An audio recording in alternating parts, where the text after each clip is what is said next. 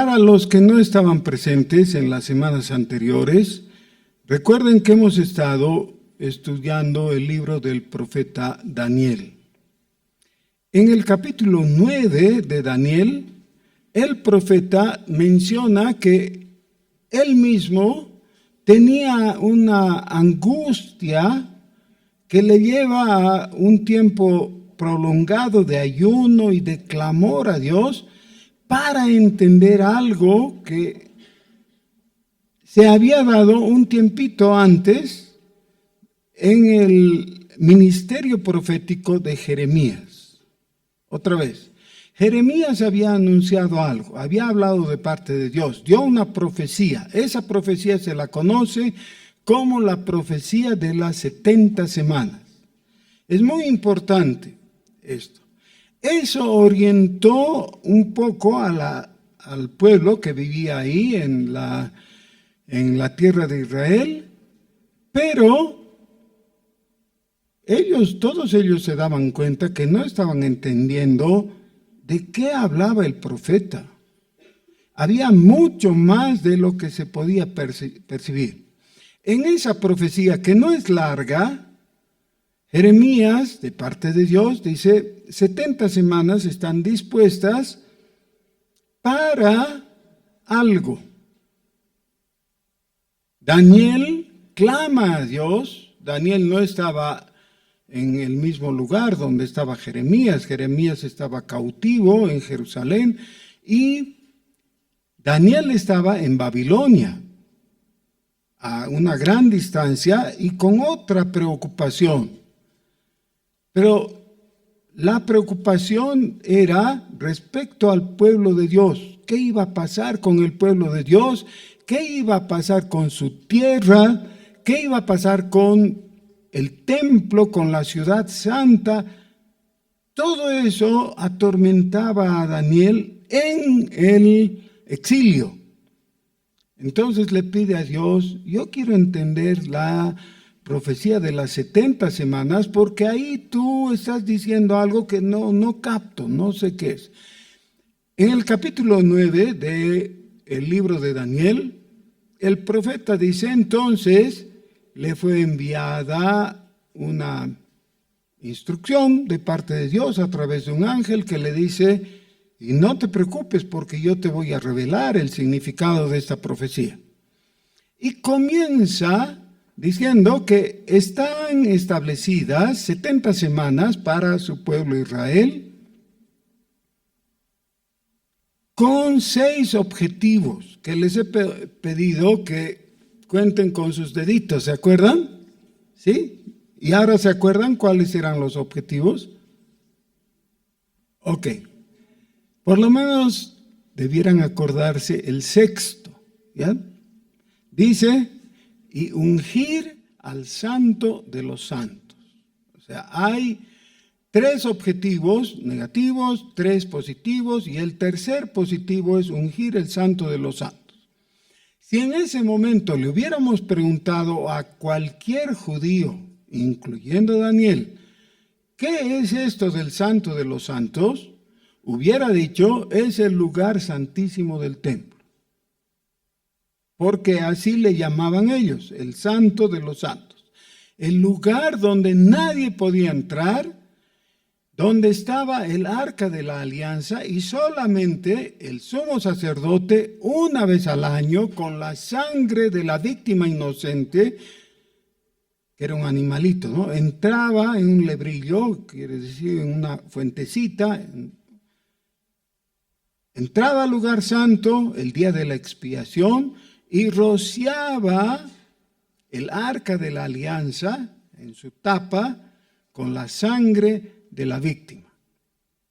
Queriendo decir, por nosotros, el pueblo de Dios que ha cometido pecado, ha muerto una víctima inocente. Es decir, no tenía nada que ver con nuestro pecado porque era un animalito. Nosotros hemos pecado voluntariamente y por eso necesitamos la expiación. Entonces, en señal de la expiación, la sangre se derramaba sobre el arca de la alianza y la justicia de Dios era satisfecha. Formalmente, por un año, porque al siguiente año había que repetir eso. La epístola a los Hebreos nos dice, eso era solamente sombra. En realidad no ocurría un fenómeno espiritual real, solo era una señal de lo que iba a ocurrir en el futuro, pero no sabían cuándo. Entonces, eso no podía realizarse en cualquier lugar. Es más, había una prohibición explícita en el Pentateuco para construir un lugar alternativo. Tenía que ser en la tierra de Israel. Tenía que ser en la ciudad de Jerusalén. Tenía que ser en el templo de Jehová, en el monte de Sión. Tenía que ser en el lugar santísimo. No podía ser en otro lugar, no podía ser de otra forma, no podía ser otro el sujeto. Cualquier hijo de vecino que diga, bueno, yo voy a entrar y entrase como Ezequías, ¿no? ¿Se acuerdan? No, como Usías, el rey que quiso ministrar como sacerdote y se quedó leproso como castigo, aunque era un rey bueno. Muy bien. Ahora, hemos estado vinculando todo eso del Antiguo Testamento con el cumplimiento en el Nuevo Testamento. Y ya hemos visto que Dios ha enviado a Jesucristo, el Verbo de Dios, el cual es la luz y la vida para la humanidad. Y que el hombre, es decir, los contemporáneos a él, han podido observar el testimonio de Dios y reconocer que Jesús es el Verbo de Dios que ha venido, se ha hecho hombre, y ahí tenemos el testimonio de los apóstoles, de los discípulos, que dice, y vimos su gloria, gloria como del unigénito del Padre, lleno de gracia y de verdad, lleno de gracia y de verdad. Algo ajeno al carácter humano pecaminoso, porque nosotros conocemos un poco de la gracia, conocemos un poco de la verdad, podemos distinguir entre verdad y mentira, pero nadie puede decir estar lleno de verdad ni de gracia. Solo Jesús. Ahora, esa es una propuesta del apóstol Juan en su evangelio para que nosotros captemos algo de la persona de Jesús a quien nos está presentando. Y nos va a mostrar, además, que no es el lugar físico, el santo de los santos, sino que es la persona de Jesucristo. Él es el santo de los santos. Y que su unción es el momento de su bautismo. Porque en su bautismo, Él recibe la aprobación del Padre, la declaración del Padre que dice, este es mi Hijo amado, en el que tengo complacencia. No me han sido satisfactorios todos esos de miles de sacrificios que se han hecho en la antigüedad. Ya eso lo declaró en Isaías 58 y otros pasajes proféticos. Dios dice, ¿y yo qué voy a hacer con toda esa carne? Ya sacrifican bueyes y todo. ¿De qué me sirve? Eso no me satisface, porque mientras están sacrificando animales, siguen oprimiendo al pobre, dice en Isaías 58. Siguen estableciendo estructuras de injusticia y de maldad que me molestan. Así que todos esos sacrificios no me sirven. Son presentados muchas veces desde corazones inicuos, como lo hizo Caín. ¿Caín presentó sacrificio? Sí, pero inaceptable para Dios. ¿Por qué? Primera Juan dice, con mal corazón. Sus obras no eran buenas, Dios no quiere eso. Entonces, todos los sacrificios del Antiguo Testamento, en el mejor de los casos, eran deficientes. Pero el sacrificio de Jesucristo es perfecto. Y esa perfección ya se testificó por el Padre Celestial al inicio del ministerio de Jesús. Repito, al inicio, no al final del ministerio. Porque al inicio del ministerio, cuando Él fue bautizado, identificándose con los pecadores, Dios declaró, este es mi Hijo amado, en Él tengo complacencia. Quiere decir, en Él sí. Antes no he tenido complacencia, pero en Él tengo complacencia. Ahora, les mencioné la semana pasada que la ruptura y reemplazo o sustitución del viejo pacto por el nuevo pacto no era en un corte limpio y definitivo, como un tajo, ¿no? ¿Han visto con un hacha o con un sable algo? Alguien corta una caña y la caña tiene un corte limpio, ¿no? No es así con la transición del viejo al nuevo pacto. Más bien es como cuando un viejo árbol seco se quiebra, se rompe y está astillado. Partes del antiguo, de la base, sobresalen y otras partes de la parte superior también sobresalen. Son astillas que se entrecruzan. ¿Saben cuánto duró ese entrecruzamiento entre el antiguo y el nuevo pacto? Como 600 años. Quizá un poco más. Porque el último rey reformador con posibilidades de éxito terminó y ahí Dios dijo, no va más. ¿Dijo Dios, no va más? Arriésguense, que sí o que no. Si hubiera sido argentino, hubiera dicho, no va más. En las palabras del segundo libro de las Crónicas, en el capítulo 36,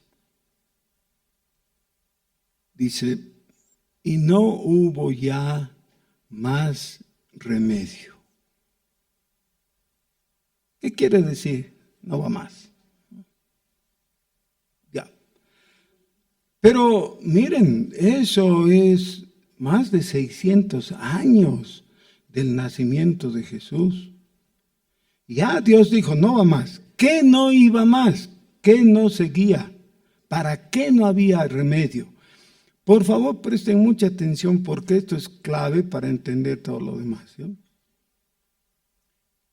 Dios estaba diciendo, se terminó el proyecto del pueblo de Dios, al cual nosotros llamamos el viejo pacto, que había comenzado con Abraham, es decir, ha comenzado con Dios, obviamente, llamando a Abraham, trayéndolo y todo eso.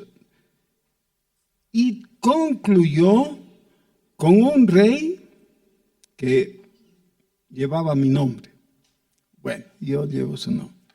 con el rey Joaquín. Así que es fácil de memorizar, ¿no? Es el último rey que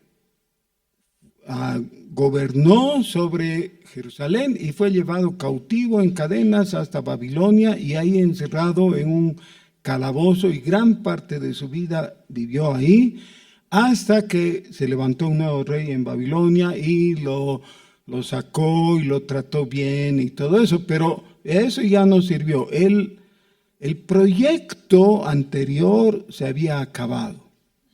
Entonces la pregunta es, ¿qué pasó entonces en esos 600 y pico años entre Josías, el último rey bueno, y el nacimiento del Señor Jesús? ¿Qué pasó?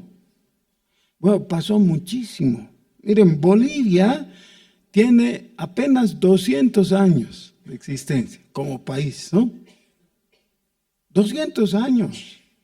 Y nos parece muchísimo. Imagínense, más de 600 años. Que el viejo pacto ya estaba liquidado y sin embargo habían cosas que seguían y seguían y seguían, aún hasta los días del Señor Jesús. Esta no es la forma en que nosotros estamos acostumbrados a pensar. Nosotros pensamos siempre en dimensiones muy limitadas, ¿no? La vida de un hombre, por ejemplo, porque luego se termina. Miren, una cosa que me ha consternado es que el otro día en una reunión familiar les pregunté a mis nietos quién era el abuelo Pedro. No sabían. Y no les culpo porque así son las cosas. El abuelo Pedro sería su bisabuelo. No está tan lejos, ¿no? Pero ya no saben quién es. El abuelo Pedro era el papá de mi papá. Yo sé todavía algo de él, no lo he conocido, pero sé. Pero ya a mis nietos les ha parecido extraño. ¿Quién será? Porque nosotros tenemos un alcance así muy limitado respecto al pasado y también al futuro. Dios no tiene problemas con el tiempo. 600 años, ¿y qué diría el Señor? No más. Porque 1000 años es como un día, dice Pedro, ¿no? Respecto a cómo ve Dios el tiempo. Bueno, pero entonces, ¿cómo nosotros observamos y catalogamos y aprendemos de lo que ocurrió en ese tiempo? Porque en todo ese tiempo hubo un gran movimiento político. Justamente el proyecto de un pueblo de Dios en su territorio, una nación santa y todo, terminó por el pecado de esa gente a manos de los babilonios. Y los babilonios invadieron Judá, se llevaron prisioneros a muchos del pueblo, después vinieron los persas que conquistaron a los babilonios y fue otro encuentro entre el que había sido pueblo de Dios y este nuevo imperio. Pero los persas también cayeron, fueron conquistados por los griegos y a su vez los griegos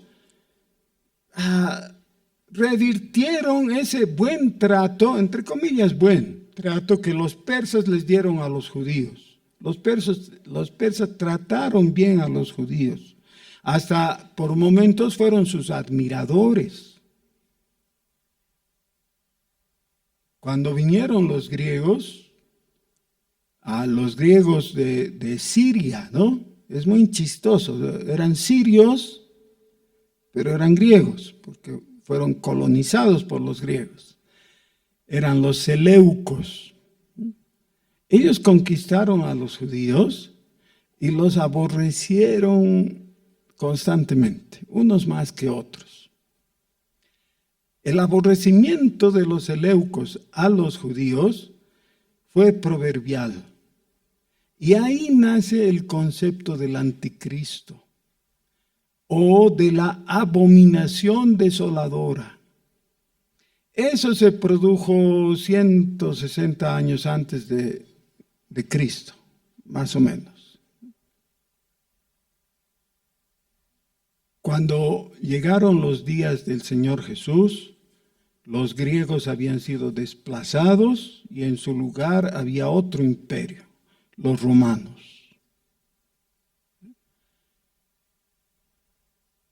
Movimientos, cambios políticos, relaciones diferentes.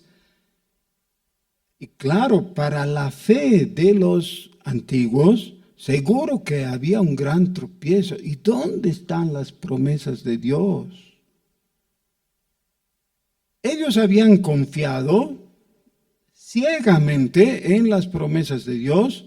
Y cuando digo ciegamente, no es que confiaron de verdad, sino que lo hicieron sin querer pensar y sin querer ser coherentes con su esperanza.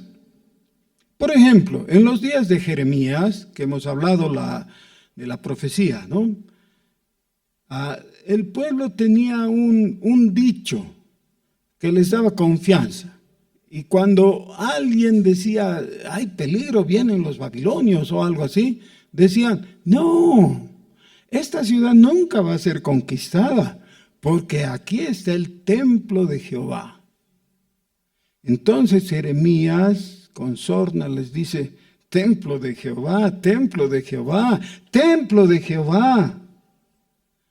Y porque muchos lo repiten, quiere decir que ya pasa algo. Que sea el templo de Dios, eso no significa nada en la realidad frente a la mala conducta que tienen ustedes, les dice. Ok, entonces frente a todo eso, nos preguntamos, y sobre todo hemos leído, ¿se acuerdan? El Salmo 18, el versículo 6 y otros versículos también podríamos hacerlo. Pero ahora vámonos a Juan de nuevo y vamos a ver el reenfoque que el apóstol Juan hace de todo este asunto. En el capítulo 1 del Evangelio de Juan ya hemos visto la aseveración tan importante, el testimonio tan importante que da Juan como uno de los apóstoles, diciendo que ellos vieron su gloria. Es decir, vieron la gloria de Jesús, que es el verdadero santo de los santos. ¿En qué vieron su gloria? ¿En que era muy alto? Parece que no. No era muy alto, no era muy gordo, no era diferente. Tanto así que para reconocerle, Judas tuvo que decir a los que le iban a aprender, al que yo bese, él es. Si hubiera tenido alguna característica extraordinaria, hubiera dicho, era ese hombre muy blanco o muy negro o algo, ¿no? Que le diferencia. No, era un judío como otro más. Sin embargo, Juan dice, era lleno de gracia y de verdad. Así, después de ese testimonio, nosotros llegamos al capítulo 2, que es famoso por el primer milagro, no en un orden cronológico, sino en un orden teológico, que es la transformación del agua en vino, ¿no? Capítulo 2. Eso es lo que ha hecho de este pasaje algo famoso. Sin embargo, después de dejarnos asombrados con la transformación de agua en vino, El capítulo 2, desde el versículo 13, nos cuenta algo muy interesante y muy útil. Estaba cerca la Pascua de los judíos y subió Jesús a Jerusalén y halló en el templo a los que vendían bueyes, ovejas y palomas y a los cambistas allí sentados. Y haciendo un azote de cuerdas, echó fuera del templo a todos, y las ovejas y los bueyes, y esparció las monedas de los cambistas y volcó las mesas. Y dijo a los que vendían palomas: quitad de aquí esto y no hagáis de la casa de mi padre casa de mercado. Entonces se acordaron sus discípulos que está escrito: el celo de tu casa me consume. Y los judíos respondieron y le dijeron: ¿qué señal nos muestras ya que haces esto? Respondió Jesús y les dijo: destruid este templo y en 3 días lo levantaré. Dijeron luego los judíos: en 46 años fue edificado este templo y tú en 3 días lo levantarás. Mas él hablaba del templo de su cuerpo. Por tanto, cuando resucitó de entre los muertos, sus discípulos se acordaron que había dicho esto y creyeron la escritura y la palabra que Jesús había dicho. Amén.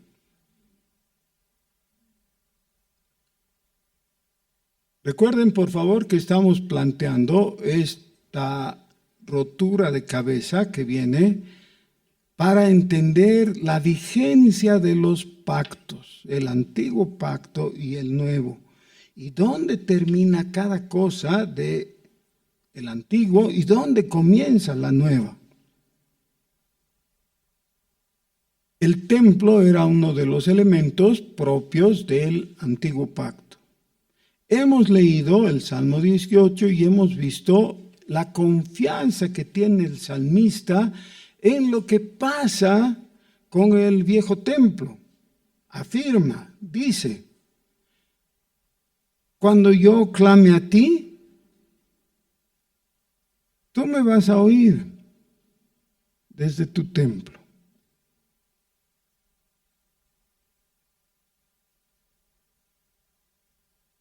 Significa que cuando estás fuera del templo, estás de viaje, ya no sirve orar a Dios, pedir su amparo y auxilio.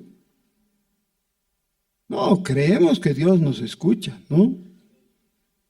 Entonces, ¿a qué se refiere? Simplemente a algo especial. ¿De qué viene eso especial como para que podamos tomarlo en cuenta? Ahora, por favor, recuerden la definición, porque esto es lo importante para entender lo que estamos diciendo. El templo es el lugar de encuentro del pueblo de Dios con Dios. No es el lugar de encuentro individual. Existe el aspecto individual también, por supuesto, no hay problema con eso, pero es el aspecto colectivo. Por eso tenemos tantos llamamientos en la Escritura que dice: venid, vamos a alabar al Señor. ¿Y qué tal si alguien le responde: tú nomás andá? O alguien dice: yo nomás iré porque al fin, mejor alabo solito. ¿Se imaginan algo así? No, tiene sentido de congregarse. Vengan, vamos juntos a la adoración a Dios. Es más, hay algunas menciones en el Antiguo Testamento, como el Salmo 133, por ejemplo, que dice que Qué grato es para Dios cuando sus hijos se juntan en armonía para darle alabanza. Así que esto es importante y el templo refleja eso, es el lugar donde el pueblo se une para dar alabanza, gloria y honra a Dios. Ok, muy bien. Ahora, el Señor Jesús era un judío típico, culturalmente era judío, lo cual involucra que en cuanto a religión era judío. Cumplió todos los cánones del judaísmo. Fue circuncidado y presentado en el templo. Dice que iba a la sinagoga por costumbre, es decir, tenía el hábito de ir a la sinagoga y participaba de las fiestas, iba a Jerusalén en las fiestas, era un judío típico.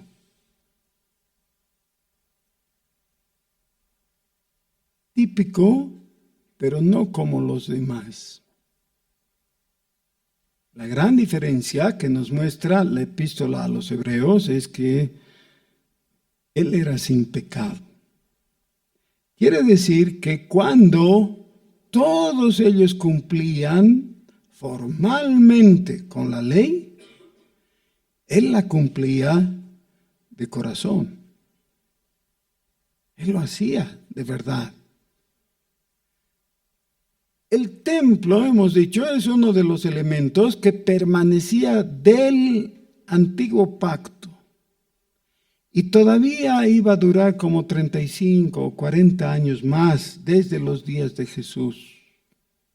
El mismo Señor Jesús anuncia la destrucción del templo. En Mateo 24 les dice a los discípulos, ¿ustedes ven esto? No va a quedar piedra sobre piedra que no sea destruido.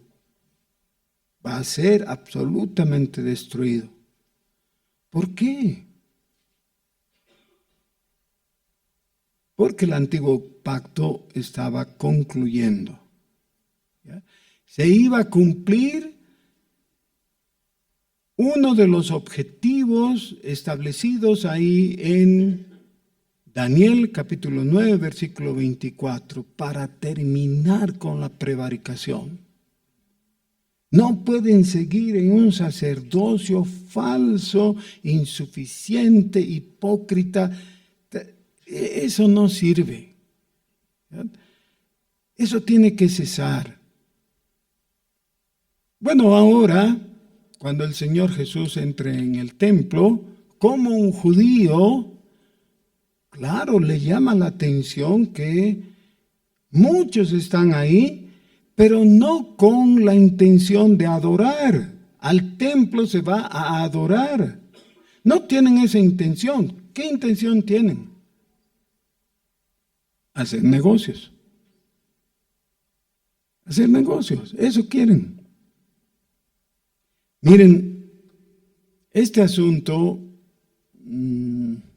había desnaturalizado totalmente lo que se hacía en el templo. ¿Saben qué?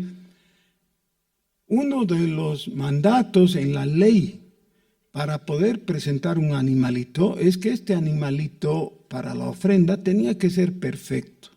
Dice, al comenzar el libro de Levítico, ¿no? Dice, si vas a entregar un corderito, por ejemplo, tiene que ser de 1 año. El cordero no ha terminado de crecer cuando tiene 1 año. Por eso la palabra en griego es arnion, que es cordero pequeño, de 1 año. No es el artos, que es el cordero grandote. ¿Ya? Tiene que ser un corderito. Perfecto quiere decir no puede estar fallado de alguna manera. Bueno, eso que tenía que mostrar la disposición sincera de los adoradores, había sido tomado y utilizado para beneficio propio de parte de los sacerdotes. Los sacerdotes veían el corderito que era llevado por la gente, que tendría que haber sido aprobado porque estaba sin fallas. Y decían, no, no es aceptable. Si quieres un cordero aceptable, tiene que ser uno que te vendamos nosotros. Ok, bueno, decías tú, está bien, véndanme un cordero. Y cuando te pasaban la factura, era 5 veces el precio del cordero del precio en que tú hubieras podido vender tu cordero en tu lugar de origen. O sea, era extorsión. Y lo mismo pasaba con los otros animalitos y con el cambio de las monedas. Miren, los judíos recibieron el permiso de los romanos para acuñar sus propias monedas, que tenían fines rituales, no eran de uso común, no habían transacciones comerciales con esas monedas. Las monedas que podían usar fuera del templo eran las monedas romanas, porque estaban bajo el gobierno de los romanos. Dentro del templo no podían entregar como ofrenda sus monedas romanas. Tenían que ser monedas del templo, ya, monedas judías. Ahora, en el cambio, y los bolivianos bien saben cómo se sufre con el cambio en nuestros días, ¿no? En el cambio, dentro del templo, te vendían monedas para el rito, para la entrega, la ofrenda. Igualmente te cobraban 4, 5 veces más del valor.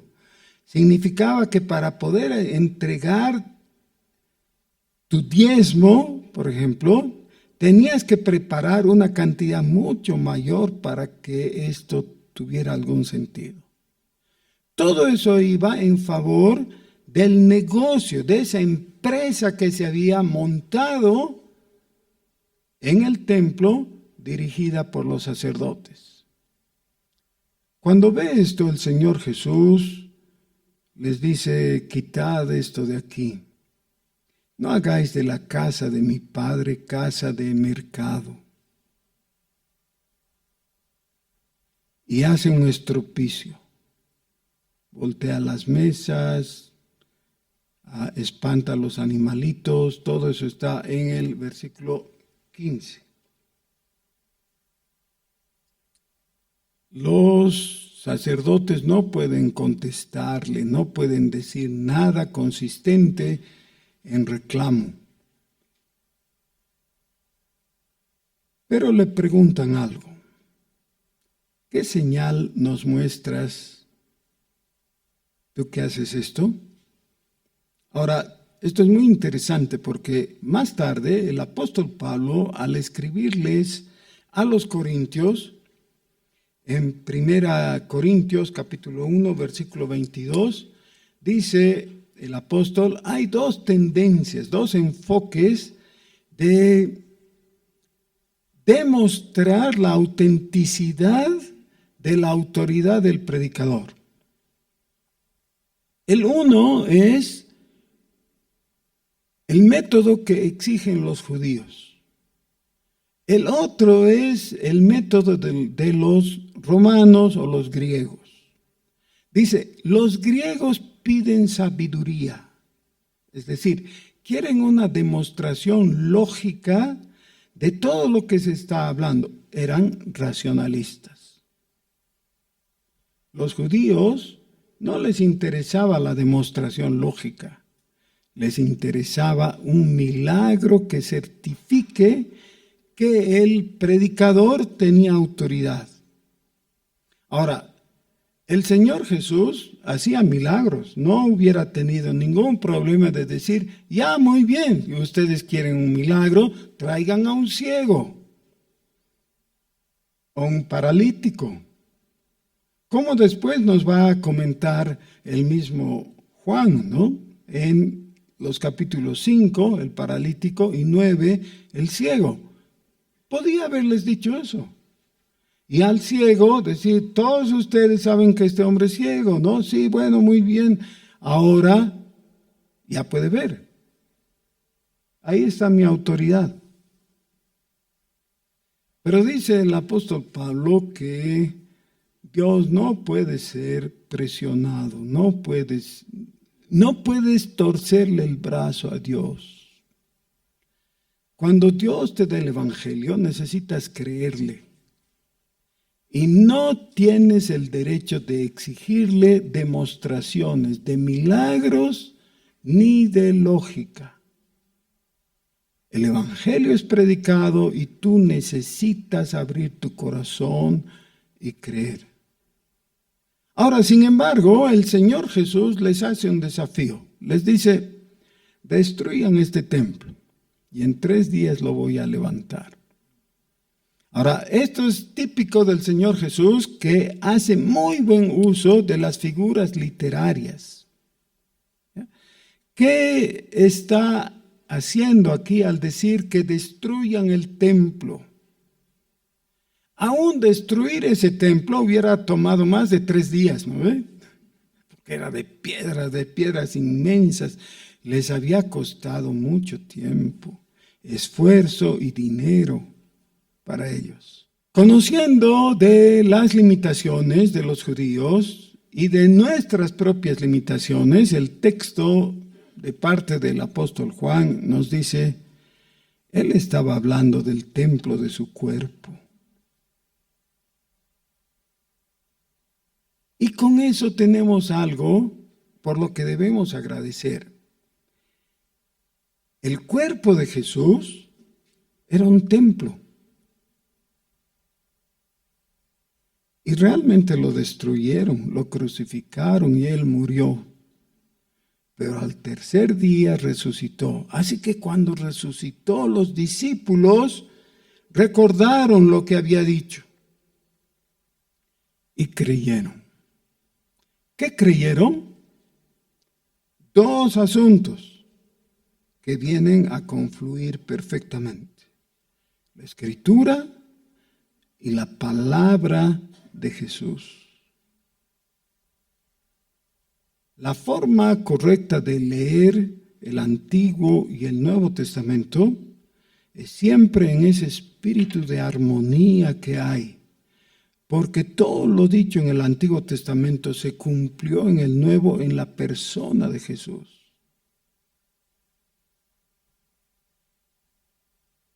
¿Tiene coherencia la Escritura entre el Antiguo y el Nuevo Testamento? Sí, absoluta. ¿Saben por qué? Porque Jesucristo es la sabiduría de Dios. Todo lo que Él dice es sabio, porque Dios es sabio. Pero además, Pablo en 1 Corintios dice que Jesucristo es sabiduría de Dios y es poder de Dios. ¿Quieren milagros? Bueno, lean lo que resta del libro de Juan. Ahí vamos a tener milagros que nos van a dejar locos de asombro, porque son maravillosos. Pero el Señor los hizo cuando le plugo, cuando quiso, cuando era edificante y necesario para nosotros. Ahora, el Señor Jesús es el templo de Dios.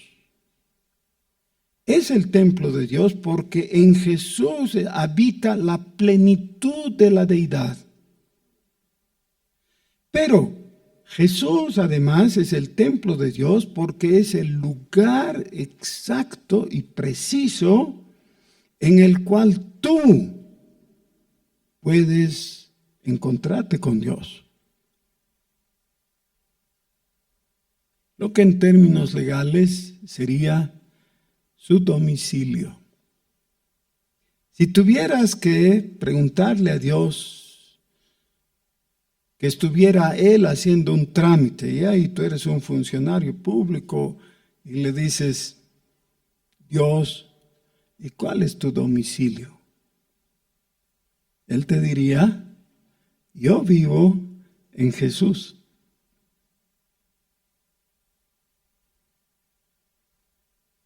Y sobre esa base es que podemos entender pasajes como Juan 14, por ejemplo, ¿no? Cuando le dicen al Señor Jesús, solamente muéstranos al Padre. Él les dice, pero todo este tiempo he andado con ustedes y no me has visto. Porque el que veía a Jesús podía ver al Padre. Y en Jesús el hombre se puede encontrar en el Padre. Ahora, nosotros no tenemos las ventajas físicas de los discípulos contemporáneos a Jesús. Pero todavía, por su Espíritu, Jesús está presente. Y en Jesús tú puedes encontrarte con Dios. Ahora, fíjense cómo he mencionado el Espíritu y la persona del Señor Jesús. Te encuentras en Jesús, que está por su Espíritu aquí, con Dios. De ninguna manera puedes hacer a un lado al Señor Jesús y querer de su Espíritu. Porque su Espíritu es el Espíritu de Jesús. No puedes ignorar al Señor Jesús. Necesitas tener en tus labios el nombre de Jesús, porque en su nombre, por su mención, es que la realidad de Dios está en medio nuestro. Porque el nombre de Jesús es tal que no hay otro nombre dado a los hombres en el cual podamos ser salvos. No hay otro.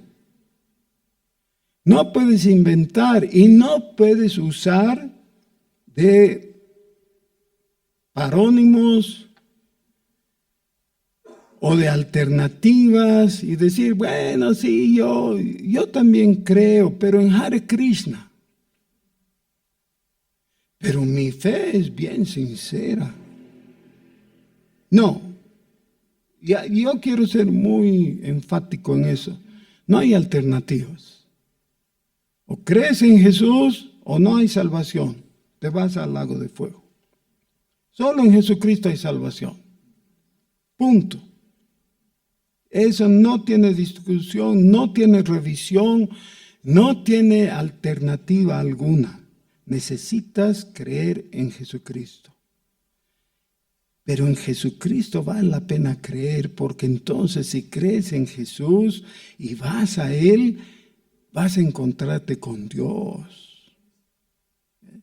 Y vas a poder realizar aquello para lo cual fue establecido el viejo pueblo de Dios y el nuevo pueblo de Dios. ¿Para qué? Para dar gloria a Dios. El pueblo de Dios es para dar la gloria a Dios. Y en ese sentido, el salmista dice, tú eres Jehová, nuestro Dios, eres nuestro pastor. Nosotros, ovejas de tu prado. ¿Es la gran cosa? Sí, claro, es maravilloso. Ser ovejas del gran pastor, el que nos tiene en sus manos. Así que el Señor Jesús, hablando con los judíos que estaban ahí en el templo, les habló de algo que ellos tendrían que, por el conocimiento de las Escrituras, haber entendido. Y los que entendieron y recordaron, dice, creyeron la Escritura y la palabra que Jesús había dicho. Todo comienza con el llamamiento. ¿Cómo decía el llamamiento de esta mañana? La mayoría no sabe. ¿Saben por qué? Porque llegaron tarde. Hermanos, eso está mal. Llegar tarde está mal. Hay que llegar a tiempo, a las 9:30 máximo. ¿Para qué? A las 9:30 se lee el llamamiento de Dios. Necesitas escuchar a Dios llamándote hacia su templo santo. Necesitas escuchar y tomar la dirección que Dios te está dando. Si no, no es que no vas a cantar, claro, vas a cantar. No es que no vas a repetir la confesión, tal vez alcances a repetir, pero no vas a tener dirección. Venid, todos los que están sedientos, dice. Ese es el llamamiento, ¿no es cierto? Todos los sedientos, vengan, aquí hay agua en Jesucristo. Oremos. Señor nuestro, muchas gracias porque tú has usado figuras inolvidables. Gracias, Señor, porque nosotros hemos encontrado la fuente de agua viva en ti, nuestro Salvador. Señor, ayúdanos a aprovechar la frescura del agua que tú nos das, a disfrutarla, a caminar contigo. Señor, impúlsanos a la adoración verdadera, genuina. Oh Dios, no necesitamos un templo físico. Necesitamos la realidad de tu presencia con nosotros. Tú eres nuestro templo. Bendito sea tu nombre, Jesús. Amén.